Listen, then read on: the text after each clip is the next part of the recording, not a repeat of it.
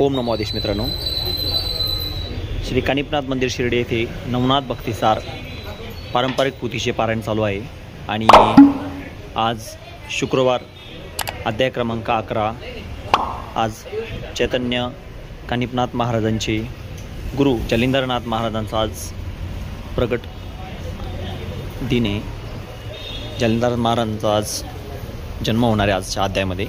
तर आपण सुंदर असा अध्याय आज ऐकणार आहे। बघू शकतात पारायणाला सुरुवात झालेली आहे। ही पोथी गुरुपौर्णिमा ते गोकुळाष्टमी असे 6 महिन्याची पोथी असते आणि प्रत्येकी एक अध्याय अशा पद्धतीने ही पोथी चालते। हरे कृष्ण कृष्ण हरे हरे, हरे राम राम राम हरे हरे, हरे कृष्ण कृष्ण कृष्ण हरे हरे, हरे राम राम राम हरे हरे, हरे कृष्ण कृष्ण कृष्ण हरे हरे, हरे राम राम राम हरे हरे, हरे कृष्ण कृष्ण कृष्ण हरे हरे, हरे राम राम राम हरे हरे, हरे कृष्ण कृष्ण कृष्ण हरे हरे, हरे राम राम हरे हरे, हरे कृष्ण कृष्ण कृष्ण हरे हरे। वक्रतुंड महाकाय सूर्यकोटि समप्रभ निर्विघ्नं कुरु मे देव सर्वकार्येषु सर्वदा। गुरुर्ब्रह्मा गुरुर्विष्णु गुरुर्देवो महेश्वरः, गुरु साक्षात् परब्रह्म तस्मै श्री गुरवे नमः। कालिन्द्रकपटाश्च अर्धङ्गमालीपमचिन्द्रराज्यां चौरङ्गिरेवानकभक्तिसंज्ञा म्या बभूर्वनवनाथ सिद्धा। ओम श्री नवनाथ महाराज की जय। श्री गणेशाय नमः, श्री सरस्वती नमः, श्री मार्तंड भरवाय नमः, श्री गुरु नमः। जय जय आजी इंदु शलाका मुकुट मणे सकळ टिळका, इंद्रापती विभुध जनका भक्तिमान सा विराजित। ऐसा धैर्य अवतार्यवंत पुढे बोलवी भक्तिसार ग्रंथ, मागील अध्याय गहिनीनाथ जन्मोदय पावला। पहिल्यांदा ग्रंथकारांनी गणपतीला नमस्कार केला आणि मागच्या अध्यायाची सुसंगती सांगतात की मागच्या अध्यायामध्ये गहिनीनाथांचा जन्म झाला। मच्छिंद्रनाथ गोरक्षनाथ त्या ठिकाणी काही दिवस राहिलेले आहे आणि तिथून मग ते त्या गहिनीनाथांची व्यवस्था लावून दिलेली मधु आणि त्या कांता ब्राह्मणाकडे आणि हे तीर्थयात्रा करण्यासाठी बद्री केदारच्या दिशेने उत्तरेच्या हिमाचल प्रदेशच्या दिशेने चाललेले आहेत। इतकी कथा सिंहावलोकनी पूर्वाध्यायात केजे श्रवणी, असो गुरु शिष्य बद्रिकाश्रमी शिवालया पातले, बधांजुळी जोडून करते झाले नमस्कार। नमस्कार करून जय जयकार स्तुती संवाद आराधिले आणि तिथं बद्री केदाराला साक्षात महादेव राहत होते। तिथं जाऊन त्यांनी आवरलं सावरलं, हातपाय धुतले, स्नान वगैरे केलं आणि बद्री केदाराच्या महादेवाच्या देवळात जाऊन उभे राहिलेले आहेत। हात जोडून महादेवाची स्तुती करू लागलेली आहे। स्तुती ही प्रत्येक देवाला सुद्धा मान्य आहे आणि त्या स्तुतीमध्ये निर्गुण निराकार ब्रह्माला सुद्धा सगुण साकार करण्याचं सामर्थ्य स्तुतीमध्ये आहे। आरती जे आपण म्हणतो ती सुद्धा स्तुतीच आहे आणि त्या स्तुतीच्या योगाने सामान्य माणसं तर प्रसिद्ध होते वश होतील ते होतील, पण देवदेवता सुद्धा त्या ठिकाणी प्रगट होतील। मग ते स्तुती करतायत। हे त्रिपुरारी शूलपाणी अपर्णावर पंचानने, रुंडमाळा चिता भस्म दिव्य तेज भूषित तू, हे कामांतका दक्ष तेजा बळवट वरादेशी दानवा, कैलासपते महादेवा सदाशिवा आदिभूते, हे दिगंबरा जगदेठी भाळी गंगा मौळी जटाजुटी, नरकपाळ करसंपुटी इंदू कळते मिरवशी। महाराज अहो तुम्ही हे व्याघ्रंबर नेसलेले आहे, गजचर्म पांघुरलेलं आहे आणि कैलासामध्ये तुमचा वास असतो आणि भक्तांच्या दर्शनासाठी तुम्ही या बद्री केदाराला येऊन थांबलेले आहेत। हे निळग्रीवा आदिपीठ करुणा करा उत्तमा श्रेष्ठ, स्वीकारोनी सर्वारिष्ट सुखदेशी देवाशी, हे बाळ दृष्टीत राहणार्थी डमरू त्रिशूळ विराजे पाणी, सदा प्रिय वृषभ वाहनी भस्मधारणी महाराजा, श्मशानवासी वैराग शिळा नगजा माता रक्षपाळा श्वेतवर्णात मुगुन्यागळा वासेगळा राममंत्र. जेवढे म्हणून त्यांचे गुण आठवतील तेवढे त्यांनी आपल्या स्तुतीमध्ये घेतलेले आहे आणि त्यांची स्तुती करतायत की तुम्ही हातामध्ये परशु अंकुश डमरू हातामध्ये घेतलेला आहे आणि तुमचं जे असं लोकांना भयकारचं जरी दुःख स्वरूप असलं पण भक्तांना मंगलमसी, भक्तांना मात्र हे रूप भावतं आणि त्यांना ते रूप पाहून आनंदत होतो. अशी स्तुती मच्छिंद्रनाथांनी केलेली आहे. बद्रिकाश्रमामध्ये स्वतः महादेवांनी हे स्तुती स्तोत्र ऐकलं आणि तिथं ते प्रगट झालेले आहेत. मग मच्छिंद्र आता धरुणी हात सप्रेम त्या ते आलिंगित निकडभय सोनी पुसे त्या ते योगक्षेम कैसा तो गोरक्षा ते घेऊन जवळी मुख स्वकरे कुरवाळे म्हणे बा उदय येणे काळी हरे नारायण झालासी. मच्छिंद्रनाथांचा मोठा गौरव केलेला आहे. गोरक्षनाथांना जवळ घेतलं, मांडीवरती बसवलं, त्यांच्या तोंडावरून हात फिरवला, मुख कुरवाळलं आणि त्यांना विचारतायत की महाराज तुम्ही इकडे कसे आलेत, एकमेक सगळे क्षेमकुशल आहेत ना. मग मच्छिंद्रनाथांनी सुद्धा त्यांचं क्षेमकुशल विचारलेलं आहे. श्रीराम नरसिंह व सूर्य हनुमंत भैरव काळिका विरासहित पातारिता मीही तेथ आलो होतो महाराजा. तस्मात पूर्वीची गोरक्ष ओळखी म्हणून गोरक्ष घेतला अंकी परी आता असो शेकी एक वचन आहे की जे त्याते विद्ये ते अभ्यासेले परी तपाविणी विगलित ठेले जैसे शत्रू जगत्रे झाले मग ते न तो प्रतापा. स्वतः महादेवांनी त्या जाणीव करून दिलेली आहे की ह्या गोरक्षनाथांना आशीर्वाद देण्यासाठी मी मार्तंड पर्वतावरती आलेलो होतो आणि ह्या मध्यंतरी पण गैनीनाथांच्या वेळेला पण त्यांची गाठ झालेली आहे आणि आतासुद्धा तुम्ही आले तर बरं झालं. पण मात्र यांना तपासाठी बसवा. ही एक गोष्ट ऐकल्यानंतर मच्छिंद्रनाथांना मोठा आनंद झाला. की आपल्याही मनामध्ये तेच होतं आणि आपल्या मनातली गोष्ट जर पुढच्या माणसाने जर बोलून दाखवलं तर मोठा आनंद वाटतो. आपण जरी विसरलो पण मात्र यांनी आपल्याला आठवण दिलेली आहे की जीवना वीण वृक्ष जायचा काळ रूप भासे तैसा की तरो वीण ग्राम जायचा बबुक्षित लागत असे तरी माझ्या आश्रमी तपाबस्वी योगद्रुमी तप पळा निमला डिगामी विद्या आश्रय मिरवेलं तर माझ्या आश्रमामध्ये त्याला राहू द्या. गोरक्षनाथांची मी सगळ्या प्रकारची काळजी घेईन आणि त्याच्या तपश्चर्येकडं मी लक्ष देईन. मच्छिंद्रनाथांना मोठा आनंद झाला. त्यांच्या मनामध्ये तेच होतं आणि हीच गोष्ट स्वतः महादेव शंकरांनी घेतल्यानंतर जबाबदारी पत्करल्यानंतर काहीच आता काळजी करण्याचं कारण राहिलेलं नाही.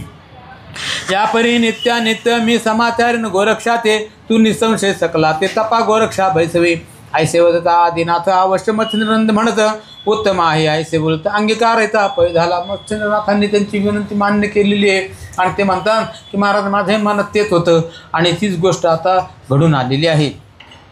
येथे आमचे काय हरले की जन्मांधा चक्षु आले की सदैव हरणी ते सांभाळलेले एकटपणी पावसात तैसे तू आणि तुझा दास तैसे आश्रमी करता वास तेथे वाईट काय मास चिंता माझी निरसेल. मला काय चिंता करण्याचं कारणच राहिलं नाही. स्वतः महादेव शंकरांनी ही जबाबदारी पत्करलेली आहे म्हटल्यानंतर महाराज हा तुम्ही आणि हा तुमचा गोरक्ष राहू द्या. ऐसे शिवा ते बोलून वाणी परिहर्षण माये मच्छिंद्र म्हणे जे योजिले होते अंतकरणी त्याचे घडून पै आले हाराचे उत्तमोत्तम झाले गोरक्षासी शिवे अंगीकारले आता जाईल संगोपिले अर्थार्थी बहुसे. तर स्वतः महादेव शंकर त्यांची काळजी घेणार म्हणलो काही भीतीचं काही कारणच राहिलं नाही आणि काळजीचं काही कारण राहिलं नाही. महादेव शंकरांना ते सांगतात की महाराज मी आता मात्र तीर्थयात्रेला जाणार आहे. महादेव शंकर मच्छिंद्रनाथांना मोठ्या आनंदाने परवानगी देतात काही हरकत नाही तुम्ही बिनधास्त तीर्थयात्रेला जा मी त्या बाळाची काळजी घेईन. ऐसे शिवा ते बोलून वाणी परिहर्ष वाये मच्छिंद्र म्हणे जे योजिले होते अंतकरणी त्याचे घडून पै आले मग उत्तम वेळा उत्तम दिवस ग्रहबळ जाणून नक्षत्रास उत्तम तिथे उत्तम वास पाहुणे तपा बसवेला. मग तेवढ्या 2-4 दिवसामध्ये त्याचा पाला बसवायचा मुहूर्त त्यांनी काढलेला आहे आणि त्या योग्य दिवशी त्यांनी मच्छिंद्रनाथांनी आणि महादेव शंकरांनी गोरक्षांना सांगितलं आंघोळ वगैरे करून स्नान वगैरे केलं आणि लोखंडाचा काटा केला त्याच्यावरती पायाचा अंगठा ठेवलेला आहे. वरती दृष्टी करायची जे काही पानं वगैरे उडून आले तेवढेच खायचे आणि जो गुरुमंत्र दिलेला आहे त्या गुरुमंत्राचा जप करीत तिथं उभं राहायचं आहे. अशा पद्धतीची तपश्चर्या गोरक्षनाथांची बद्री केदाराला सुरू झाली. मच्छिंद्रनाथांनी महादेवाची आज्ञा घेतली आणि ते पुढच्या रस्त्याला लागलेले आहेत. सूर्यमंडळी ठेवून दृष्टी तप करते तपोजेठी ते मच्छिंद्र पाहून दृष्टी परमचित्ती तोषला. मग आदिदास हा वन मच्छिंद्र निघाला तीर्थाटणी 12 वर्षाचा नेम करून गोरक्षा ते सांगितलं आता 12 वर्षापर्यंत जातो गोरक्षा तू या ठिकाणी राहा, महादेव शंकरांची आज्ञा पाळ आणि तुझ्या मग मी 12 वर्ष आल्यानंतर मी तुझी गाठ घेईन. मग त्यांनी तो उत्तरचा रस्ता घेतलेला आहे, धरला. गया, प्रयाग, काशी, अवंतिका, मिथुळा, मथुरा, काश्मीर पाहिलेलं आहे. तिथून ते पुन्हा अयोध्या, द्वारका, महाकाळेश्वर, सोमनाथ, ब्रह्मगिरी, त्र्यंबकेश्वर, इकडं महाराष्ट्रामध्ये घृष्णेश्वर, भीमाशंकर, औंढ्या नागनाथ, पंढरपूर आणि असे 14 पीठ देवीचे हे पाहिलेले आहेत. कार्तिक, शेषाद्री, मल्लिकार्जुन, सरतावरी, आपार जीवन घडतात बहिते गमन, लोटली वर्षे 12 सकळ तीर्थे माहिती करून शेवटी सेतुबंधी जाऊन रामेश्वराचे चरण बंधून स्नाना गेला अब्देशी. तो श्वेतबंधी वायुसुत जाऊन नमी मच्छिंद्रनाथ, परी मच्छिंद्र पाहता मकर ध्वजात आला दला चित्ती बहुत. बरोबर ते 12 वर्षांनी सेतुबंध रामेश्वराला आलेले आहे. तिथं हनुमंत होते. त्यांना फार आनंद झाला मच्छिंद्रनाथांना पाहून. त्यांच्याकडे ते 2 कामं होते त्यांचे. एक त्यांना त्या कैल्या या श्रीराज्यामध्ये पाठवायचं होतं आणि ती वेळ सांगितल्याप्रमाणे आता आलेली आहे. परमप्रेती लवड सवडी मच्छिंद्र हात धरून ओढे, हृदय आलिंगून परमावडे निकट बसवी महाराजा. म्हणे बा तू ते योगद्रुमाने कोणीकडे येणे केले, 24 वर्षे तुझे दर्शन झाले आजी झाले महाराजा.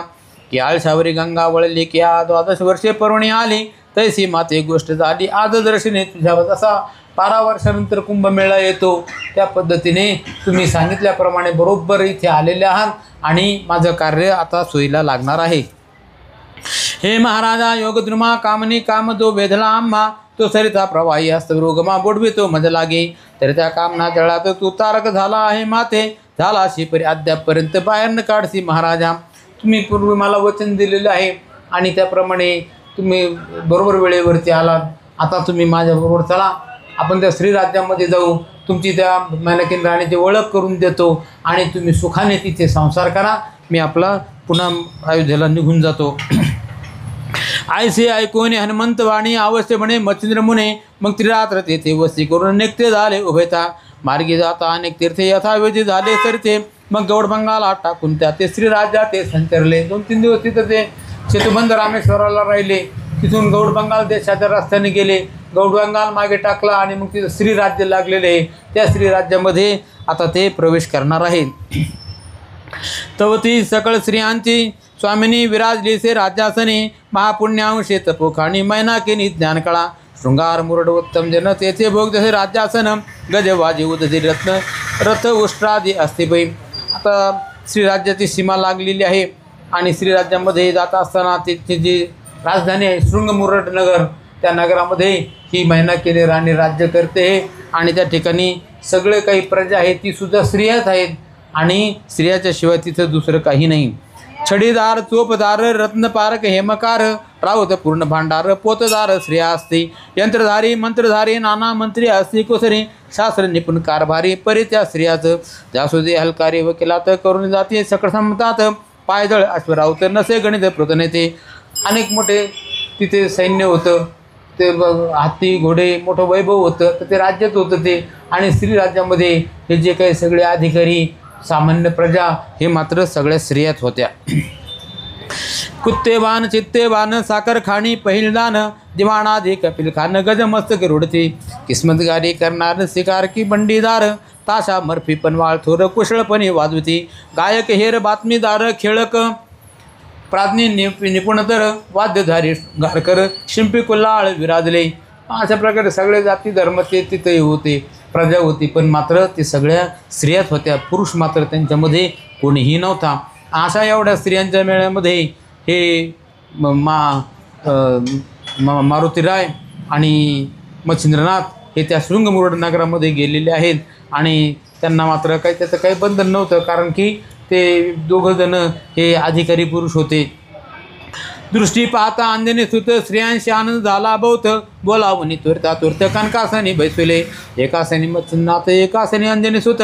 षोडशोपचारी पूजन त्वरत बंधांजुळे केले. ते त्या मारुतीरायाला ओळखलं त्या स्त्रियांनी, कारण की ते पूर्वी येऊन गेलेले होते. त्यांनी निरोप दिलेला आहे त्या मैनाकिनी राणीला का हो मग हे कोणीतरी आलेले आहेत, हनुमंतराय आहेत आणि त्यांच्यावर कोणी मोठे कोणी सद्ग्रस्त आहेत असं म्हटल्यानंतर ती स्त्रियांची राणी ती आपल्या घोड्यावरती हत्ती घोडे तिनं सज्ज केलेले लवाजमा घेऊन ती बाहेर आलेली. शृंगमुरड नगरच्या बाहेर येऊन तिनं त्या दोघांचं स्वागत केलं मोठ्या सन्मानाने ती आपल्या राजधानीमध्ये राजवाड्यात घेऊन गेली. दोघांनाही सोन्याच्या सिंहासनावरती बसवलं. त्यांची षोडशोपचाराने पूजा केली आणि हात जोडून त्यांच्या पुढे उभी राहिलेली आहे. म्हणे महाराजा दिव्यरथा वातनंदना अंजनी सुता द्वितीय कोण सांगा आता आगमन झाले महाराजा. येरू म्हणे ओ शुभाननी तो अभय स्वयंतप प्राज्ञी तरी त्या तपाच्या कामना विधी पूर्ण करी आता हो. मम हृदयीचे वरदा बळी की पुरुष लादशील मच्छंद्र बळी तरी तो की हा कोणी काळी रती सुका निवावे हा दुसरे पुरुष कोण आहे.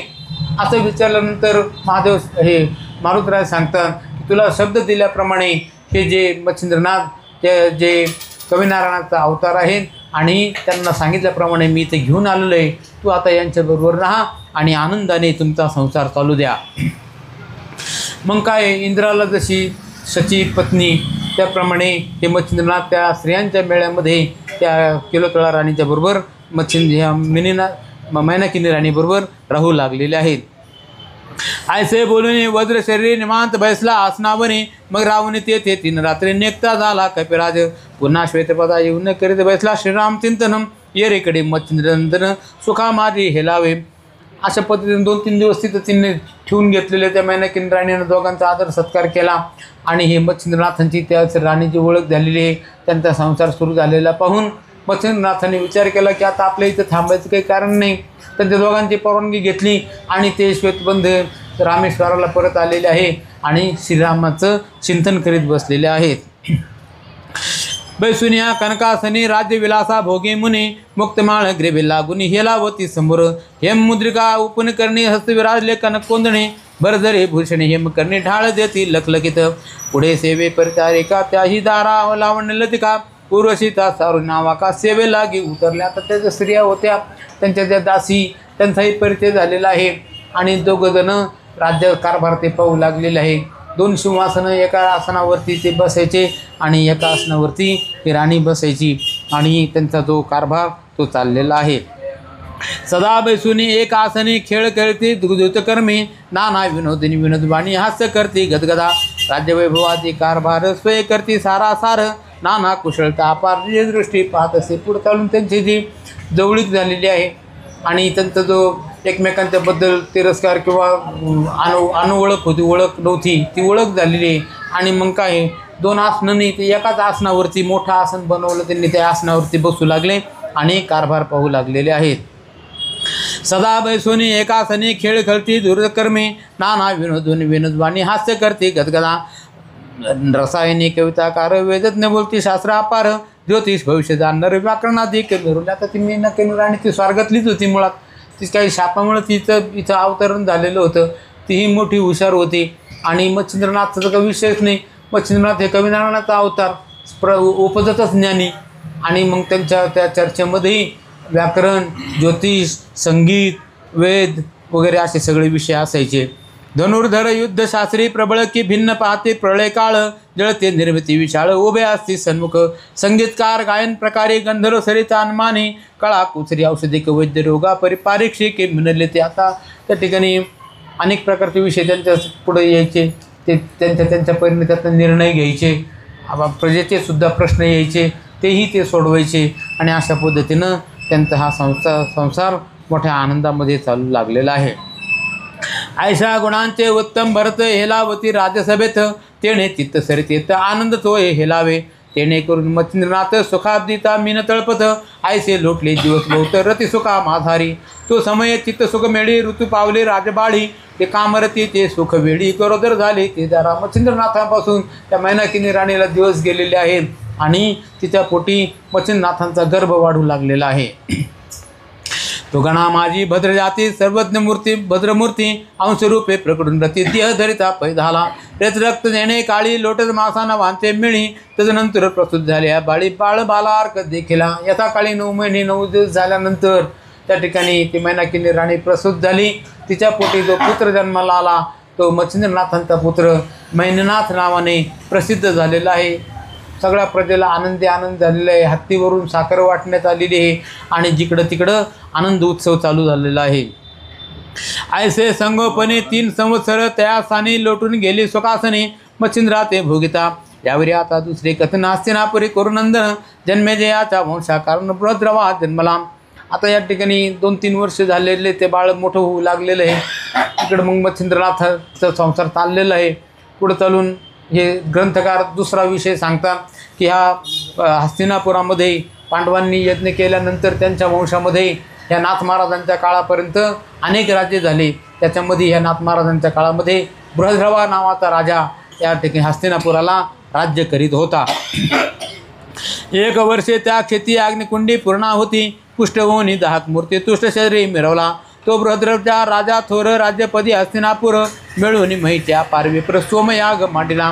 बृहद्रवा राजाच्या मनामध्ये आलं की आपण काहीतरी मोठं कार्य करावं, म्हणून त्यांनी सोमयाग महादेवाचा याग मोठा यज्ञ, आणि त्याच्यामध्ये त्या यज्ञामध्ये अनेक प्रकारचे ब्राह्मण त्यांच्या शक्तीने मंत्र उच्चाराने त्या आराध्य दैवताला महादेव शंकराला सुद्धा प्रगट करू शकत होते. असा यज्ञ त्यांनी त्या ठिकाणी मांडलेला आहे.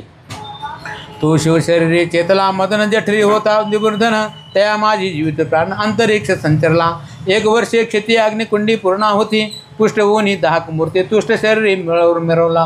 पण तो यज्ञ काही एका दिवसाचा नव्हता. 1 वर्षापर्यंत तो यज्ञ चाललेला होता. त्या ठिकाणी अग्निनारायणाच्या पोटामध्ये पूर्वी महादेव शंकरांनी कामाला मारलं आणि त्या कामापासून तो काय पूर्ण जळलेला नाही, कारण तोही अमर होता, चिरंजीव होता. व त्याच्यामध्ये त्याचा जो काही थोडाफार अंश राहिला तो ह्या अग्निनारायणाने आपल्या पोटामध्ये राखून ठेवलेला होता.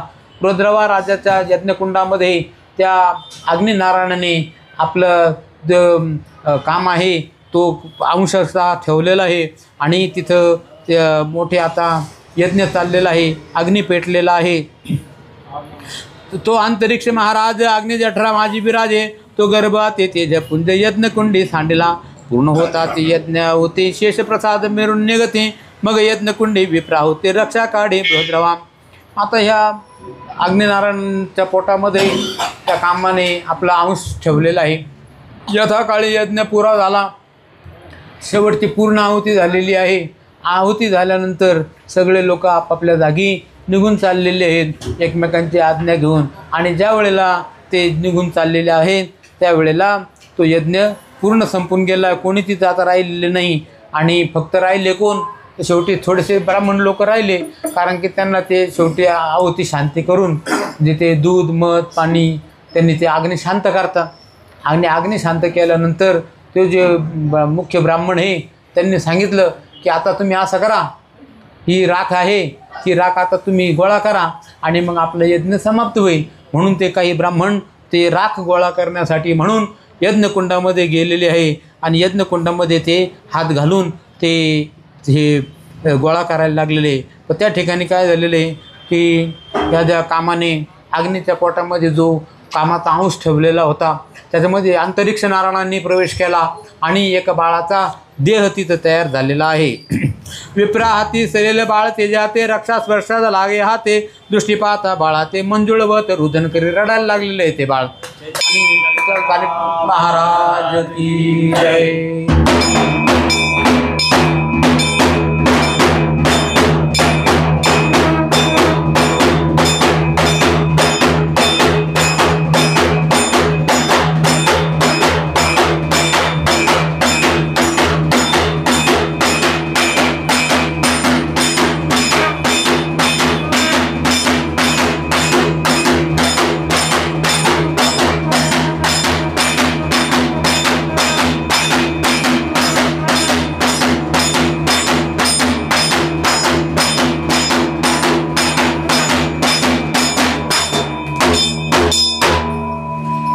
विप्रा हाते सरील बाळ तेजाते रक्षा स्पर्शता हाते दृष्टी पाहता बाळाते मंजुळवत रुदन करी.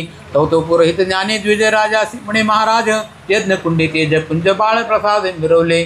ते बाळ रडायला लागलेलं आहे. त्या ब्राह्मणाने हातामध्ये घेतलं आणि विचार केला की ह्या बाळाला राजाचं स्वाधीन केलं पाहिजे. आणि त्यांना सगळी घटना सांगितलेली आहे. ह्या यज्ञ पूर्ण झाल्यानंतर त्याची जी राख गोळा करीत असताना त्याच्यामध्ये आम्हाला हा बाळ सापडलेला आहे. तैसा जलार्णव मंथन करता त्या चतुर्दश रत्ने निघता मग आनंद माये सुरवर चित्ता तैसे झाले बृहद्रवा. मग पुरोहित विप्रा पासोनी निज करी कवळे आज्ञानंदन परमस्नेह हृदय धरून घेत चुंबन बाळाचे. ज्याप्रमाणे पूर्वी समुद्र मंथन करीत असताना खूप त्यांना कष्ट पडलेले आहेत. तर तो पर्वत पण खचलेला आहे. त्याच्यासाठी महादेव आपल्या विष्णू भगवंतांनी कच्छ अवतार घेऊन तो सावरलेला आहे. एका बाजूला देव, एका बाजूला दानव वाढतायत. आणि ते सगळं झाल्यानंतर ज्या वेळेला पहिलं रत्न बाहेर आलं त्यावेळेला त्यांना मोठा आनंद झाला होता. तसा आनंद ह्या बृहद्रवा राजाला झालेला आहे की अग्निकुंडामधून हे बाळाला आम्हाला जन्म मिळालेला आहे. मग पुरोहित विप्रापासून जे करी कवळे अग्निनंदन परमस्नेह हृदय धरून घेत चुंबन बाळाचे परमोदेला आनंद पोटी की चंद्रोदय ती ऐक्य भेटी मग समुद्र पात्रात तोय दाटी प्रेम लहरी उचंबळे. खूप खूप आनंद झालेला आहे. त्या बाळाला घेतलं आणि राणीकडे घेऊन गेलेलं आहे. राणीला मोठा आनंद झाला. त्यांना पूर्वीचं एक बाळ होतं, मिनकेत त्याचं नाव होतं. आणि त्याला राखण म्हणून का काय परमेश्वरानेच त्या बाळाला आपल्या घरी पाठवलेलं आहे. की सत्वगुणी वेद्युल्लता बाळा पाडल्या शरीरावरता की पुनर्वेदू प्रसन्न होता तेजा आपले हर्षिले असो भद्रपा लवट जवडी अंतपुरात जात तातडी धर्मपत्नी संसार सांगडी निजदृष्टी विलोकी. तिचं नाव सुलोचना होतं त्यांच्या राणीचं. तीही मोठी पतिव्रता बाई होती. तिनं त्या बाळाला पाहिलं आणि त्या बाळाला तिनं लगेच आपल्या वरती घेतलेलं आहे आणि त्याचे लाड करू लागलेले आहे. तस्मात गंगा समान हाती देता अपूर्व लागे गोष्टी असो तिने बाळक देखता दृष्टी पुसे राजाचे आवडीने म्हणे महाराजा विजय ध्वजा करे कवळले कोण आत्मजा माते भासे मित्र वजा दुसरा तरणी आई. हा दुसरा सूर्य त्याचा सगळा एवढं तेच त्या बाळाचं आहे. पण हा बाळ कोणाचा आहे असं विचारल्यानंतर त्या राजाने सगळी गोष्ट सांगितलेली आहे की आपण जो सोमयाग केला तो सोमयाग पुरा झाल्यानंतर तिथं हे ब्राह्मण राख गोळा करायला गेले. त्याच्यामध्ये हा बाळ आपल्याला सापडलेला आहे. आगे हा योनी संभव जाणं अवतार दक्ष तिद्रत्न ज्वाळा माळीहून प्रसन्न प्रसाद दिला आपणासे तरी वंशासी मिनकेत दिव्य स्वरूपा आहे सुत तयाचा पाठी राखा निषेध ईश्वरी हा प्रेरिराम वदता राजभूप सुलोचना कवळे बाळकंदर्प तयाचे पाहून दिव्य रूप मोहदीप उजळला. तर त्या अवतरीत होते ते. आणि त्या अवताराचं काय वर्णन करावं. जसं 12 वर्षानंतर गोरक्षनाथ त्या गौरवमधून निघाले होते तसेच हे अग्नीमधून प्रगट झाले आणि त्यांचं ते तेज पाहून हे सगळे लोक दिपून गेलेले आहेत. मग काय त्यांनी त्या बाळाचा मोठा समारंभ केलेला आहे. सुवासिनींना बोलवलं, त्यांची पूजा अर्चा केली. त्या बाळाला पालखामध्ये पाळण्यामध्ये घातलेलं आहे. मग उत्तम करी बाळ रेती स्नान मार्जन आदी सारथी या परिवार द्वादश दिना प्रति परम सोहळा मांडला मिळवून सुवासिनी पाळणा घातला योग प्राज्ञी जालिंदर हे नामजननी सकळ आवडे ठेवले. ह्या यज्ञकुंडामध्ये तो जन्मलेला आहे म्हणून त्याचं नाव हे ज्वाळंदर. त्याचं ज्वाळंदरचा अपभ्रंश होत होत जालिंदर असं नाव झालेलं आहे आणि जालंधर असं नाव ठेवलेलं आहे. यज्ञकुंडिता ज्वाळा माळी प्रसन्न झाला तेणे काळी ज्वाळात उदेला म्हणून का सकळे नाम जालिंदर ऐसा करून गजरा ग्रामात वाटिली गोड शर्करा अपार धन याचक नरा लौकिकार्थ वाटल्या. असं आपल्या घरी जरी बाळाचा जन्म झाला तर आपण आपल्या परीने तो उत्सव साजरा करतो. आता तिथं राजघराणं होतं मग त्यांनी काय हातीवरून साखर वाटलेली आहे. जिकडे तिकडे आनंदी आनंद झालेला आहे. राजाने याचकांना जे जे पाहिजे ते वस्तू देऊन तृप्त केलेलं आहे. या परी भद्रवा राणा अपार पाळेला ललना पुढे योजनी मोजी बंधना यज्ञोपवीत आराधी ऐशा गजरी पूर्ण राठी झाली बहुत दिवसा लोटी मास संवत्सर पंचवटी षट सप्तम लोटले. 5 वर्षाचे झाले. हळूहळू 6वं लागलं 7वं लागलं. आणि त्या काळामध्ये लवकर लग्न करण्याची पद्धती होती. बालविवाह त्या काळात होत होते. त्याला राजमान्यता होती. मग यांनी विचार केलेला आहे राजाने आपला हा मिनकेतचा भाऊ मिनकेतचं लग्न झालेलं आहे ह्या बाळाचं सुद्धा आपण लग्न करून द्यायला पाहिजे म्हणून त्यांनी त्या मंत्राची एकदा गोष्टी केलेल्या आहे. दिवशी राव विचार करी मानसी ग्रस्ताश्रमी जालिंदरासी लग्नवेदी उरकाया म्हणून आपला पुरोहित मंत्री सवे देवनी त्याते उत्तम कुमारी शोधार्थ महिभर प्रेरिला. त्या काळामध्ये ते वर संशोधन हे मोठं काम असायचं आणि ते काही मोठ्यांचे कामं हे राजाचे मंत्री करायचे स्वतः. आणि मग राजाने सांगितलं की ह्या गुरुजींना बरोबर घ्या आणि जिथं जिथं मुली असतील मोठ्या राजघराण्यातल्या आम्हाला तोलन मोलन असं आणि तिथं जाऊन तुम्ही ह्याच्यासाठी पाहून या. आणि त्या दिवशी ते गेलेले दोघंजणं. आता दरबारामध्ये दररोज जालिंदरनाथ येऊन बसायचे आणि तिथं काही ते मंत्री दिसलेले नाही. हे पाहिल्यानंतर त्यांनी विचारलं की अहो दादा हे गुरुजी हे मंत्री कुठं गेलेले. त्यावेळेला राजा सांगतो, अरे आता तुझं लग्न करायचं आहे, तू आता 7 वर्षाचा झालास आणि लग्न तुझं एकदा करून दिलं म्हणजे माझी जबाबदारी संपली, असं म्हणून त्यांनी त्यांचा काहीतरी उत्तर दिलेलं आहे. येरीकडे जालिंदर राजांगणा परमसुंदर, घेऊन अंकावर चुंबन घेत लालसे, परमस्नेहाने उर्दृष्टी पाहून बोले जगजेठी, दुर्मिण मंत्री मम दृष्टी दिसत नाही का माते, तरी ऐसे माझे समान बायको येईल तुझे कारण, ऐसे मी त्यात समान तुझे बायको येईल की. आता ते तेवढ्यामध्ये दरबार संपलेला आहे म्हणून ते जालिंदरनाथ उठले, सगळेजण निघून गेले, हेही घरी गेले आणि त्या आईला विचारतात की आई माझे वडील माझे लग्न करून देणारे म्हणतात आणि ते मला आता बायको करून देणारे, कशी असते बायको. आता ते अवतारी पुरुष होते, त्यांना काही विषयाचा संबंधच नव्हता काही, ते नेहमी त्यांच्या आनंदामध्ये निमग्न राहायचे. तुर्या अवस्थेमध्ये, चतुर्थ अवस्थेत, जागृती, स्वप्न, सुषुप्ती आणि तुर्या अशा 4 अवस्था आहे माणसाच्या. एक तर माणूस जागा असेल, नसेल तर झोपलेला असेल, नसेल तर जागाही नाही झोपलेलं नाही असे स्वप्न अवस्थेत असेल. आणि साधू संत जे राहतात हे ह्या तुर्या अवस्थेमध्ये राहतात की ज्याच्यामध्ये सगळा आनंद आहे, कोणत्याही प्रकारचा विषय नाही आणि कशाचं सुखही नाही आणि दुःखही नाही. म्हणे बायकोसी म्हणावे येरू म्हणे मध्ये दाबावे, बायका कैशा असती जन्नी, येरी म्हणे म्हणजे समान बायको येईल तुझे कारण, जैसे मी बा त्यात समान तुझे बायको येईल की. अरे पण बायका कशा असतात आई, असं म्हणल्यानंतर माझ्यासारख्या बायका असतात, असं म्हणल्यानंतर त्या जालिंदरनाथांना काही उलगडा होईना आणि मग ते बाहेर खेळायला गेलेले. दुसऱ्या दिवशी गेल्यानंतर त्यांच्याच वयाचे राजवाड्याच्या बाहेर आसपासचे मुलं, मंत्र्यांचे मुलं, प्रधानांचे मुलं, त्याचप्रमाणे प्रजेचे मुलं हे सगळे आलेले होते आणि हा जालिंदरनाथ राजाचा पुत्र म्हणून त्याला मानही देत होते. आणि त्या राजाच्या पुत्राला खेळू राहिलेले राजपुत्र हे त्यांच्याबरोबर. जालिंदरनाथ हे राजपुत्र होते आणि मग त्यांच्या मनामध्ये तो विषय आला की आपण आईला विचारलं, आईने काय बरोबर उत्तर दिलेलं नाही आपल्याला, बायको काय असते आणि बायको म्हणजे काय असं विचारल्यानंतर ते मुलं त्यांना आता मनात विचार आला की हे मुलांनाच आपण विचारू, म्हणून ते त्यांच्याकडे गेलेले आहे. बाळा लागी पुससे म्हणे गडे हो ऐका एकू, ममतात माता करते बायकू, 30 कास्यासाठी अर्थ कौतुकू करते बायको ते सांगा. तो ते बोलते विचक्षण बहुशठपणी बोलते हसून, जालिंदर बुद्धिहीन बायकोही कळेना. आता हे जे काही संस्कार आहेत हे अनेक जन्मजन्मीचे संस्कार असतात, त्याप्रमाणे ते जागृत पण होतात. पण मात्र हे अवतारी पुरुष असल्यामुळे यांच्या ठिकाणी विषयाचा लवलेशसुद्धा नव्हता, म्हणून ते बाळ अजाणतेपणाने त्या मित्रांना विचारू राहिले की अहो माझे वडील आता माझं लग्न करून देणार आहे, मला बायको करून देणार आहे, आणि बायको काय असते आणि बायको कशासाठी करायची असते.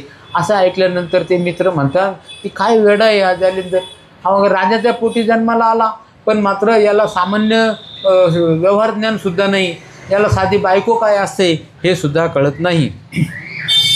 तो ते मग ते म्हणती मूर्खा ऐक, बायको म्हणता संसारनिक, विषय सुखाचे पूर्ण भातुक, जगा माझी मृतसे, हस्तसंकेते जाऊन शिष्ण म्हणती याचे समाधान, इतके ऐकून वचन मनी विचार करतसे. अरे काय वेडा माणूस आहे तू जालिंदर, तुला साधी बायको काय असते हे सुद्धा कळत नाही. अरे ते विषय सुखाचं भांडार राहतं आणि त्याच्यासाठीच लग्न हे केलं जातं, असं म्हणून ते लिंगाकडे बोट दाखवून सांगतात की याचं समाधान आहे. असं म्हटल्यानंतर ह्या जालिंदरनाथांना मोठं नवल लागलेलं आहे.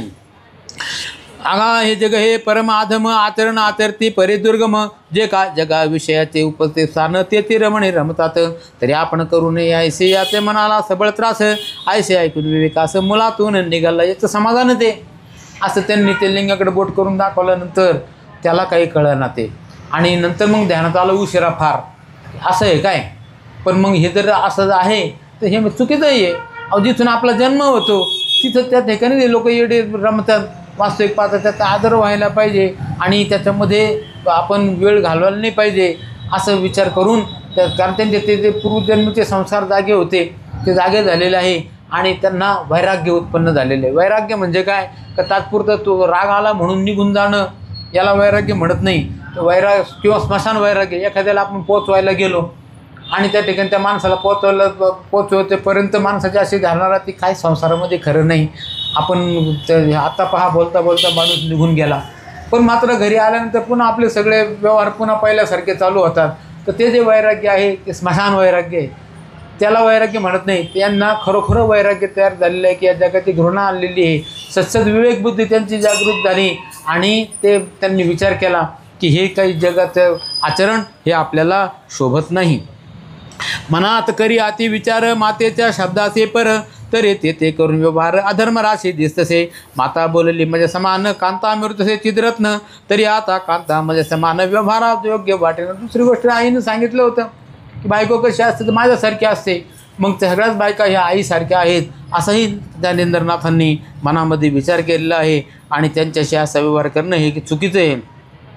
तरीही पूर्ण अधर्म राशी कदान वर्तू कार्याशी मग सांडोनी ग्रामधन दारासे काननांतरी निघाला. परिग्रामद्वारे ग्रामरक्षक त्यांनी जाता पाहिले बाळक परे राजनंदन म्हणून दाका हटकाया अंतरे. वैराग्य उत्पन्न झालेले ज्ञानेंद्रनाथांना आणि तिथून ते निघायचा विचार करतात की असं जर आहे तर अशा ठिकाणी राहायचंच कशाला.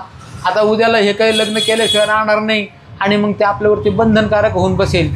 काय जे करायचं असेल ते आताच केलं पाहिजे आणि जर आता जर केलं नाही तर आपल्याला त्या संसारामध्ये अटकून पडावं लागेल असा मोठा विचार त्यांच्या मनामध्ये आला आणि ते तिथून निघालेले राजवाड्यातून बाहेर निघाले. वेशीपर्यंत गेले तर वेशीवरती तिथं त्यांचे ते सेवक उभेच होते. वरती पाहत होते, टेळणी करत होते की अरे हा राजपुत्र आहे आणि आता बाहेर चालला तर आता यांना हटकवायचं कसं काय. म्हणून त्यांनी काय त्यांना हटकलं नाही. मात्र एक शहाणपण असं केलं की त्यांच्या मागं एका दूताला पाठवलेले हात कुठे चाललेले हे यांच्याकडे लक्ष ठेवा कारण की राजा आपल्याला विचारतील की राजपुत्र कुठे गेलेला आहे म्हणून. हे महाराज भुवननाथ विपिने गेला आपला सुत राय ऐकून वृत्तांतरे निघाला. परिबुद्धीचा विवेक केला हेर मागे पाठवेला कोणी जाऊन त्वरेन रूपाला सांगतात त्याकडे. दुसरं एक शहाणपण असं केलं की एक माणूस त्यांनी पुन्हा राजाकडे मागं पाठवलेला आहे आणि महाराज ते राजपुत्र जालिंदरनाथ इथून बाहेर पडलेले आहेत असं म्हणून राजा पाहायला येतो आहे. तोपर्यंत मच्छिंद्रनाथ हे जालिंदरनाथ गावाच्या बाहेर पण आले. त्या डोंगराच्या कडाकडाने चालू लागलेले आहेत आणि तो जो मागून जो आलेला दूत आहे त्यालाही विसर पडला आणि मग हे चपळ होते जालिंदरनाथ, अग्निपुत्रच होते साक्षात ते, आणि ते गेले निघून पुढं. आणि तो जो मागचा सेवक आहे त्याला दोहरा पडला आणि त्याला काही त्यांच्या परत पोहोचता येईना. राजा इकडं आलेला आहे पाहतो तर राजपुत्र नाही. तर यारानं सांगितलं की इथपर्यंत मी पाहिलं तर तिथून पुढं कुठं गेलं ते काय मला माहिती नाही. नृपनाथ काननी निघाला शोध करीत परिशोध लागला दूतस्थानापर्यंत पुढे शोध लागेना. पाहता परी बहु विपिन परी जालिंदरातीनं पावे दर्शन जैसा अमावस्येचा जिनं चंद्रमणी लोक. तसे ज्याप्रमाणे अमावस्याच्या दिवशी चंद्र दिसत नाही त्याप्रमाणे हे जालिंदरनाथ तिथून निघून गेलेले आहे. आणि एकदा जे तिथून निघून गेले ते पुन्हा काय त्या राजपुत्र राजाला किंवा राजाच्या सेवकांना दिसलेले नाहीत. ऐसे झाले सकळांशी निराशपणे ग्रामासी येथे झाले आणि शिशोक सरतात सकळांनी. राजाचे अपार्जन पाहता आपल्याला सदन परिभ्रद्रवा आणि सुलोचन परमाट्टास करते. आता खूप दुःख झालेलं आहे प्रजेला सुद्धा आणि सगळ्यात मोठं दुःख हे राजाला आणि राणीला झालेलं आहे. असं जर होतं तेव्हा त्याला आम्हाला दिलंच कशाला तुम्ही, नसतं दिलं तर आम्हाला त्याचं काही वाटलं नसतं. पण या ठिकाणी तो राहिला, आमच्या अंगा खांद्यावरती खेळला, त्याने आम्हाला लळा लावला आणि आता त्याचं लग्न कार्य करून द्यायचं, त्याच्याबरोबर सुखसंसार भोगायचा, तर त्याच्या अगोदरच तेव्हा तुम्ही त्याला पुन्हा परत घेऊन गेलेले आहेत. त्या बाळलीला त्यांना आठवायच्या आणि त्याचं दुःख करायला लागलेले ते. बाळलीला खेळ अद्भुत आठवणी गाता रुदन करीत राजा म्हणे अनुचित प्रसाद हा तिचा पै गेला. माते अग्नी झाला प्रसन्न हा माझे कर्मगण हातेचे गेले चिद्रत्न काय करू उपाय हो. दैवामध्ये होतं पण मात्र कर्मामध्ये नव्हतं म्हणून देवा तुम्ही हे घेऊन गेले का काय. आणि ते असं जर तुम्हाला जर करायचंच होतं तर त्याला आम्हाला दिलंच कशाला असं म्हणून ते मोठ्याने शोक करायला लागलेले आहे. आहा बाळक माते अर्का समान तेज रूप वाटे मदन माता म्हणे खेळ उत्तम काय वर्ण होत याचा. ऐसा करता टास परी अनेक सरदार बुद्धिलेश रायाच सदा बोधी नाना भास्युक्त प्रयुक्ती करून्या. आता दुसऱ्याचं दुःख हे शीतळ राहतं. मला जे दुःख आहे ते तुम्हाला नाही, तुम्हाला जे आहे ते त्यांना नाही, त्यांना आहे ते तिसऱ्याला चौथ्याला नाही. ज्याला त्याला प्रत्येकाचं मागं दुःख आहे पण मात्र बाकीच्यांना जेवढं दुःख नव्हतं पण एवढं दुःख त्या राजा राणीला होतं. आणि राजा राणी मनात विचार करतायत त्या अग्निनारायणाने आम्हाला प्रसाद दिला होता पण मात्र आमच्या भाग्यामध्ये नव्हता म्हणून तो इथून निघून गेलेला आहे. आहा बाळक माझे अर्का समान तेज रूप वाटे मदन माता म्हणे खेळ उत्तम काय वर्ण होत याचा.